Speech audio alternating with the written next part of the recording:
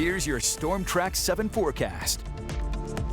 Good morning, I'm Storm Track 7 meteorologist Joshua Franson. We've been receiving plenty of rainfall over the past few days. We have some rain moving through this morning and more is to come based off our weather pattern. High pressure over the east coast, that's keeping it warm there, very hot actually, and pulling up a lot of moisture from down south across our area with subtle disturbances in our upper level flow. That can generate all the rain we've been receiving. But good news is it's going to break down as we head into next week, and we could eventually see a cold front move through next week, which will shift our winds out of the northwest and keep us a little bit cooler or potentially just back to normal. For today, though, winds are out of the south at about 5 to 10, 5 to 15 miles an hour, and then tonight wobbling occasionally as a boundary sets up over us and continues to produce that rainfall. So here's Futurecast. That band of rain right now will begin to weaken as it heads throughout the morning hours, and then we'll have a pause by about lunchtime before more storms begin to move on through a little bit later in the afternoon. Now, some of these storms may be on the stronger side, starting by about 5 p.m., entering our area and beginning to clear by about 9 p.m.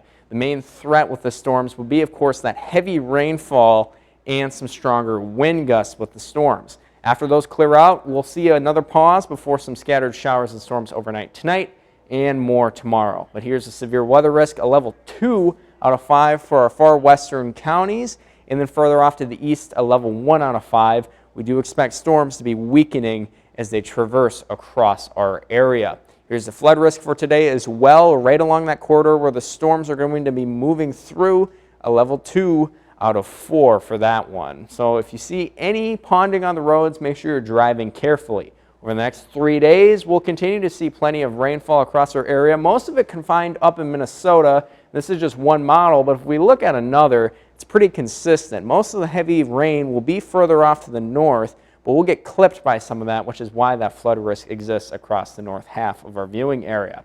But for today, temperatures getting into the upper 70s to lower 90s. This lower 90s down off to the south might feel more like the mid 90s due to the moisture present. Tonight, dropping off into the upper 60s and lower 70s. Tomorrow, we'll get back into the lower 80s to lower 90s, so just a little bit warmer off to the north. Scattered showers and storms will continue.